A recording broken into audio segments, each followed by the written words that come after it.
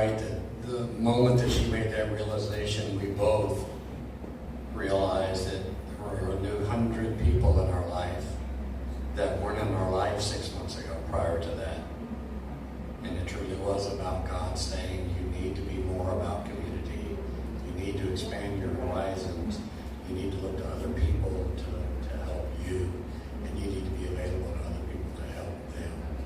So, American Patriot Relief, we refer to it today as J6 and beyond. Because with all the groups that we talk to, our intent over time, and this is the long haul, is going to be take care of patriots and their families. The subset of that today that's in most need are J6ers. But guess what? Tomorrow, and I'm not telling any of you anything you don't know, but it's pastors, it's going to be conservatives, it's already parents that are stepping up in front of school boards saying, you know what? No, you're not going to own our children. And then guess what? In all the audiences that we talk to, we tell them that you're next. I don't care what subset you're part of, but you're next. And you better realize that, and you better get in the fight, and you better understand more about what's going on and how you can potentially get involved to help impact that in a positive way. Anyway, we've talked too long. Thank you so much for being supportive, and we're glad to be here honored. So everybody, let's give them a big round of applause and let them know that they are honorary J6ers. Mel, want to come up? You feel like saying a few words, Mel? Do you want to talk? You don't have to. You don't have to be a long production if you just want to say something. Miss Irene, after her beautiful, beautiful song, she just walked right out and she had more to say. So, come on, lady.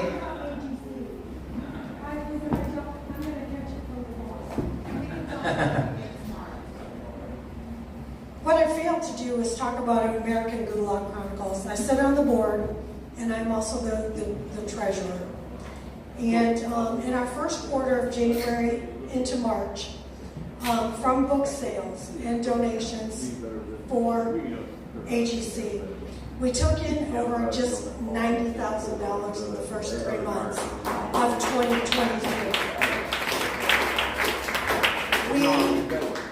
After taking that in, we actually put out over $75,000 in donations to, well, actually what we call it emergency relief, to J6 families, to J6 legal defenses. I have not done the quarterly because I'm here in Missouri for these last 3 months. But we believe in their transparency at AGC. And the book is, I have to have tissues. I haven't even gotten through the whole book yet. And because it's gut-wrenching for me. But Tim Rivers and Marie Goodwin went above and beyond when they did this book. But David Summerall summed it up on the Tucker Carlson show and said, this is a book that we should never have in America. And he's not wrong. But yet in conversation, we are already into putting together our second book for Letters from Prison. So look for more information on that coming out. But if you want to purchase the book, it is here. It's over at the table. All the money and the proceeds go out to the J6 families, helping them pay utilities, pay for food. We have a J6 in Tennessee, Joshua Hernandez. His wife right now has got a newborn baby and a couple of other children, and he's doing a 2-year. They gave him 2 years. And he's serving in Memphis or near Memphis, Tennessee. And so he's just one of our J6. There's several others. But, so yes, if you want to get the book, you can purchase the book, or you can go up online to lettersfromprison.us or AmericanGulagChronicles.org to get your copy. And if you really want to see where the money goes, you can actually look on our website at AmericanGulagChronicles.org, and there's the quarterly statement is right there for everybody to read. But thank you for everybody who already purchased. Thank you. No problem. And one interesting thing that some of our friends in DC did, Suzanne Monk, I think Helena Gibson was involved in this. They personally delivered 100 books, or was it 535? For all the Congress members and all 100 senators, all got a American Gulag Chronicles book delivered to them on Capitol Hill. So that was a major feat, actually. All right, so some of the guys that I met earlier today, some of them were actually J6ers, so this is the stuff that I really loved. If some of you guys, if I don't remember your name, I'm sorry, but if one of you guys want to come up and maybe say why you're here, something like that, say a few words. You and Steve have the best story. You gotta do it. It doesn't have to be a big production, man. You can just say your name, whatever, any of you back there. You guys have the best. Yeah. We'll give you another minute. We'll let Sherry come talk, and then one of you guys can come up after. So here we go. Sherry. And she has worked really, really hard to help put this together, so let's give her a round of applause. Thank you, and thank everybody that came back so far this year. Friday is kind of our intimate Jan 6 night, and tomorrow we have a full day of speakers from like noon to 9:30, anywhere from 15 to 30 minutes each. So it's a very full day tomorrow, plus the fireworks are going to be phenomenal. Thanks to Steve and David. I don't know where David is. Back here. We're going to do it again next year, July 5th through 7th. We're going to be planning it all year. We also have a Jan 6 event coming in Dallas, and there's already some really big names that have signed on for that as well. I was kind of missing Marie really bad this year because she does so much. And, she's so busy with everything, and her husband was like, no, I want my wife back. So she's going to join us tomorrow via Zoom so she can talk to everybody because she misses everybody. I know that the Yoders are coming tomorrow. They were here all weekend. Nobody can forget Isaac, dressed as George Washington, playing the piano wherever it went. Hopefully we get that back by tomorrow. And the violin. And I'm like, man, how many 4th of July events have George Washington playing the violin?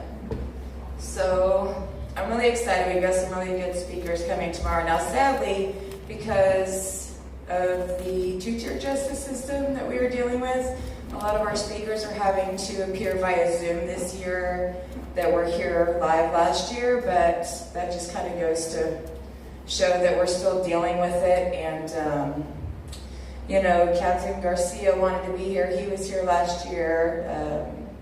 There's a lot of good people that were involved last year that can't be here because of restrictions or, the terms of their probation or their house arrest or just any number of reasons. And so they're all going to be missed this year really bad. And we have a lot of new people involved this year that, dropped plans to be involved because they felt like this was really important. And it is, because not only does the J6 community all need to unite so that we all know who we can trust, we all know who the good organizations are, like APR. They helped me. That's why I went to them to host our event this year. And American Gulag Chronicles, they're amazing. They've helped me and countless others. I don't know, there's several good people involved, and I know that they're all good organizations, and we do need to band together, because if we're all promoting each other and we're all working together towards a common goal, we all have strengths, then each year is going to get bigger and stronger, and our voices are going to get louder, and pretty soon they're not going to be able to ignore us. And, we do get the public involved last year. Sorry, I'm not a professional. Anyway, and it was really good. Like, Sandy Rios put us out on her radio show, and we had, families just come in on their, their family vacations. They stop by with their kids to hang out with these terrible insurrectionists, and they spent a beautiful weekend with us, and that it was, prayer and togetherness and education for the public, and it was really good, and it taught them a lot because they looked at us as people, not just, objects or insurrectionists or something that, patriotism shouldn't be as foreign and alien as it is right now. It's like we're the freaks because we have patriotism. You go to DC and they look at us like, we're, freaks of nature. Yeah, the enemy because, we are praying and because we care about our country and our Constitution.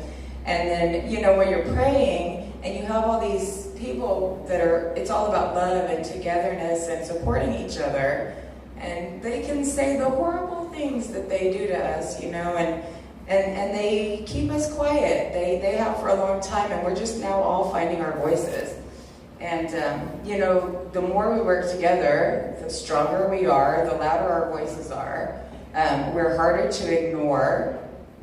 They're still destroying us in these trials, and, we still keep waiting for the next big thing to happen. We're still working towards it. We are making headway. We are getting our voices out there. We are getting louder.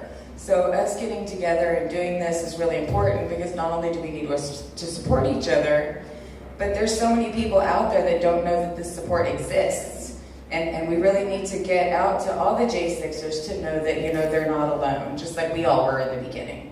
And last year was beautiful, and how many of us just felt like refreshed and renewed after that weekend. It was fantastic. And the fact that we had, so many people that just came to spend the weekend with us, not knowing what to expect, not knowing really who we were, defying what they saw in the media, just to spend time with us, with their children involved, which really touched me because, I don't get to be with my son, but, these people are coming with their children and going with their hearts and what they feel is true and not what the media has said about us. So we've had a lot of hate in the media about the festival. I feel like it's still going to be really, really good, and I'm hoping they don't beat us. We've got a full day of speakers tomorrow, and if we get like 10 new J6 families that feel like they have support or feel like, oh, I want to go to that next year because look at these people and how they united and how they love each other, and they'll travel from everywhere to do this. And, we're not listening to the hate and the threats and the horrible things they're saying about us. I mean, look at this horrible insurrection-inducing meeting we're having right now. It's ridiculous. Yeah! Darn insurrectionists. Anyway, so no, it's like the only way we can keep chipping away at it is to keep supporting each other, getting together, and, knowing that we can do it. Anyway, so I'm really feeling hopeful about tomorrow. We've had a great response, and we've got a full day. I'm really excited about it. Right. Alright, so I don't want to pressure anybody. Does anybody in the back of my seat, did you want to say anything? You guys can both come up, take the mic. I'll come back there and go outside and maybe smoke a cigarette or something. And then Mel and Jen, and then Sarah, we're going to have you guys speak. And then anybody else who wants to speak, you're more than welcome.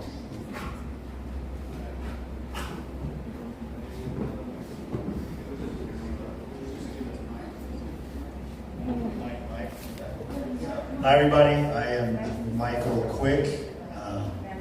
I missed part of last year because I had to work. I have to do the same thing tomorrow, so I'll be out until tomorrow afternoon. But I went with these characters here to DC, and the rest is pretty much history. We don't need to pound that into the ground anymore. It's been quite a road. I think I heard somebody say it earlier that the people in this room look a lot stronger than they were last year, and I can definitely attest to that. I know I myself am, these guys are, everybody around. The main things I want to say is I want to thank all of you guys for being the backbone, who is not an actual J6er, not documented anyway, But you guys are the backbone that keep it together, because some of us can't speak, we're forced to be silent, there's things that we can't do, sometimes we're afraid to do it. But keep it up, we really appreciate you guys, it's really helping. We're on the downhill slide of ours, we're in the probation period, it's hopefully coming to an end. I half the time feel like that I'm going to be getting a visit just for a lame excuse to keep it going, but we'll see, got another 9 months to go. With all that being said, I'm going to pass the mic to somebody else. I think that's really all I needed to say. Thanks for coming out, everybody, and we'll see you tomorrow. Sorry, I'm going to cut in real quick. Ivan Raikland was supposed to be here. He just texted me and said, I was arrested by the FBI today. They are charging me with seditious conspiracy. I won't be able to make it after all. Please ask all to keep me in their prayers. The fight is just starting. God bless. Ivan Raikland. Are you sure? Wow. Yeah, he just texted me. They told me to share it. Wow. Yeah. Oh, wow. So Ivan has become a really big friend of ours in DC and has taught us how to work Capitol Hill, all of that. So those of you who don't know about Ivan Raikland is, everybody know who Ivan is? Oh, yeah. So he's a Green Beret, ex-Intel officer, lieutenant colonel in the Army, constitutional lawyer. So you guys remember during the election, the whole 12th Amendment argument about how there could be alternate electors or something to that effect. So Ivan told me 2 weeks ago he thought the FBI was going to pick him up, and all this is related to who's the prosecutor prosecuting Trump right now, and his lawyer. There's so many of them going on. Jack Smith. So this is related to that. So what they're trying to do is anybody who gave Trump, hey, there's this alternate constitutional theory that we can do it like this, they're going to arrest everybody who did that. So they're trying to make sure the lawyers in the future never contest these stolen elections. Is basically what I think it's all about. But Ivan is a patriot, so that's kind of what's going on. Wow.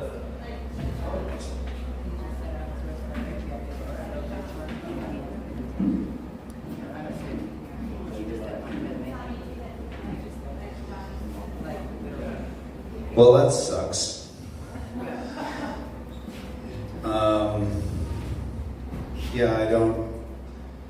I just can't believe that they're still doing this. You know, they're still just pressing forward with this joke.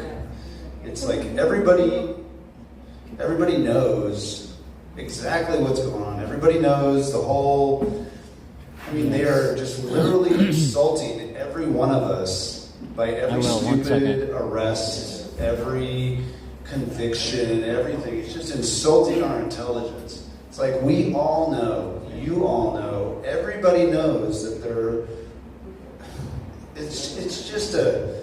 it's a big takeover. It's a world takeover. You know, it's not just America, it's the whole world. I'm getting ready to tell you. And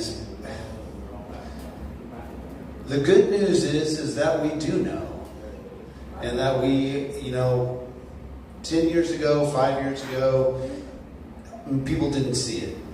And now everybody is just seeing it, they're awake of it, they're awake of what's going on, and the evil ones are just squirming like snakes that they are.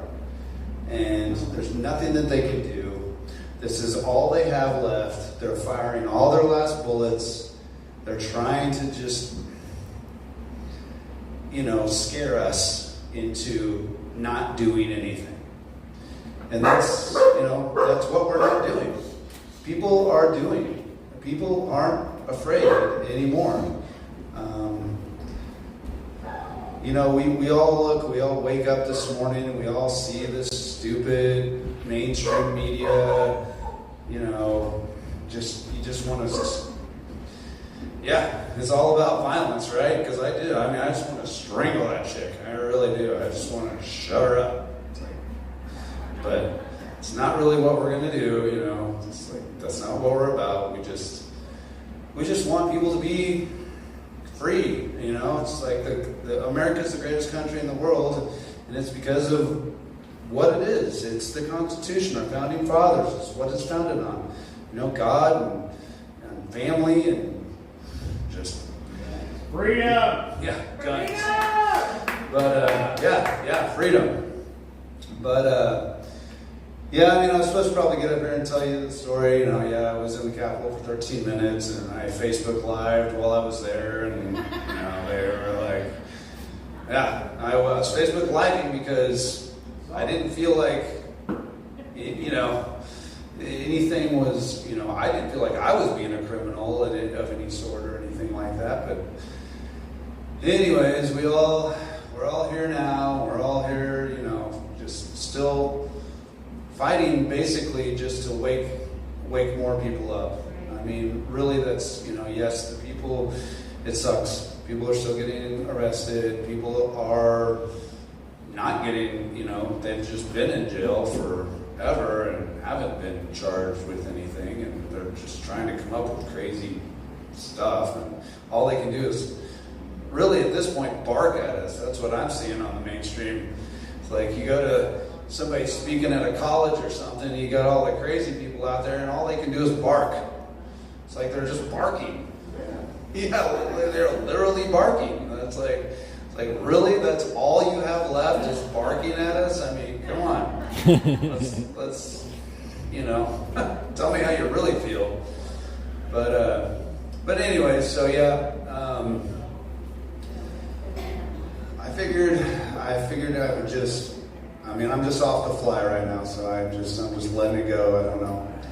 But it's I'm really actually excited and happy to be part of all this and be alive,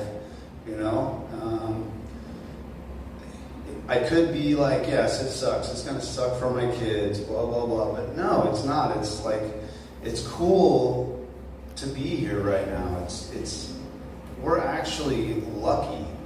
We can all sit here and feel like we already did the national anthem. Everything's awful or everything's just horrible. I'll post that later. Whatever, but that's not the case. My phone died. It's not. We're actually all super lucky, and even the people that are having the worst times, and I tell you who it's not lucky for, and it's the kids, it's the children.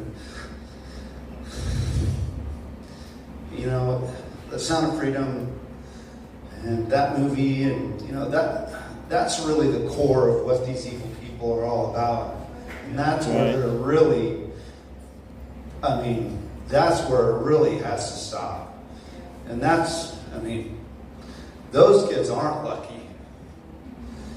And, that's really what this is all about. Yeah, it's about our freedom, but it's about our children. And that's what they're going for. That's what they're going for. That's why they're going for us. So they can't, so we can't raise our kids. So we can't teach our kids, our values and what America is founded on, and the history and the truth. And so, that's really why we're all here. It's for the children. And I'm just, I'm just happy. I'm happy that I'm able to be here with my kids, and I'm happy that my kids are here.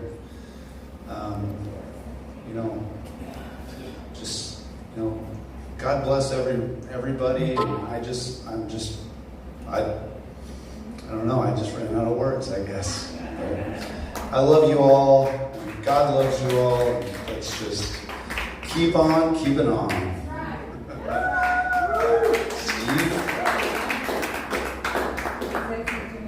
Hey, I'm Steve Quick. Got arrested with these guys. Life has been crazy. It's definitely a lot better now, like we've heard people say. I'm thankful to be here. I'm thankful to be a part of this. I've got great friends that help us get through these tough times. Groups. I'm thankful to be here. And I can't really back up what Zach was saying, or I'm bummed out that Ivan didn't make it. Yeah, I'm just thankful to be here. I thank you guys for being here, and many, many more years of this to come, definitely. We appreciate all the work you're going to do. So what they said was that All right. Ivan. So somebody said something about what's up in Hold DC? on. We named our Wi-Fi signal damn insurrectionists. 1 second. And we're right in the middle of Capitol Hill. So what happened was Ivan messaged and said that he had been arrested by the FBI for seditious conspiracy. So I don't know if that is related to January 6th or if that is something else that he has been arrested for. I don't know. So Ivan Ricklin has been arrested for seditious conspiracy by the FBI. Protesters, and they love to call us names and try to hurt our feelings. Did you guys catch that? You ready? The pantsless terrorist is going. I didn't want to say it. Because it sounds like there's an You explanation. just don't stop talking. Ivan Ricklin was arrested for seditious conspiracy by the FBI. That's what we said when I go to speaking events. I need a podium. We're going to get or not a podium, a step stool, a branded step stool for me. I just want to say thank you all for being here. It's an honor to be with you all and be in the fellowship of other people going through very similar situations. My husband's a January 6th defendant. He's also known as the sheriff of J6. Ronald Gold Mackbee, who was trying to save Roseanne Boylan's life, as well as help a fellow officer who was on the ground. He was a law enforcement officer for 7 years. And yeah, he was with Tommy at the Lower West Terrace Tunnel where all the violence seemed to happen that day. The FBI came for him August 17th, 2021, so we're going on 2 years now. It was 597 days before I was able to see him behind glass for a mere 30 minutes. Since then, I've been able to see him in person one time in D.C.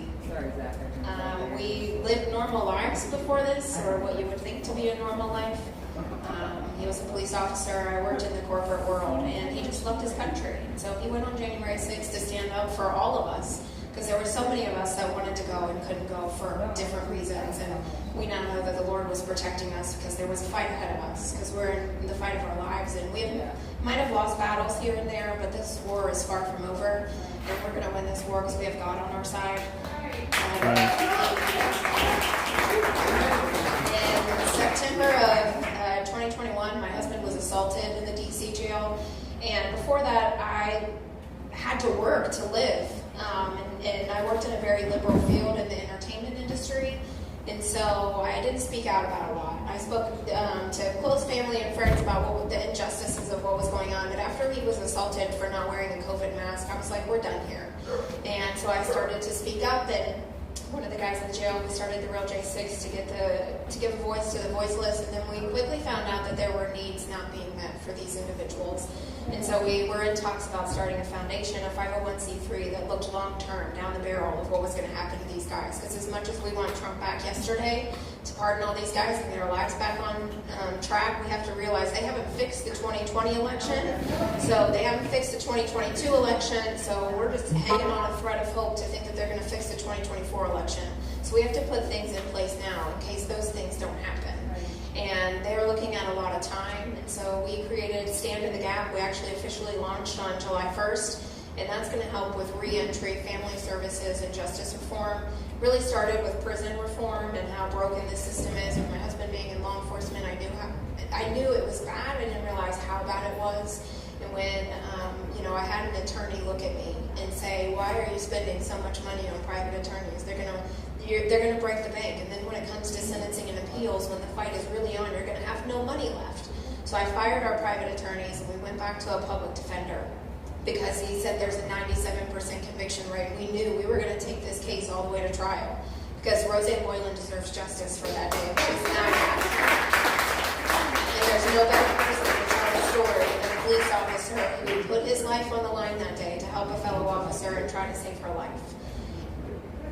And any piece of evidence that they've used against him exonerates him if you turn on the audio and you listen to it, because he's talking to the police officers thank him for his help that day, and he's trying to stop Lila Morris from beating Roseanne Boylan. And when that attorney looked at me and said that, I knew that I wasn't the only one going to be affected by that I knew there were people that have been sentenced 10 years, spent $250,000 on attorneys to be convicted of every single thing, and now they can't even afford an appellate attorney to try and get the sentence lower. So across the board, not only prison reform with these horrendous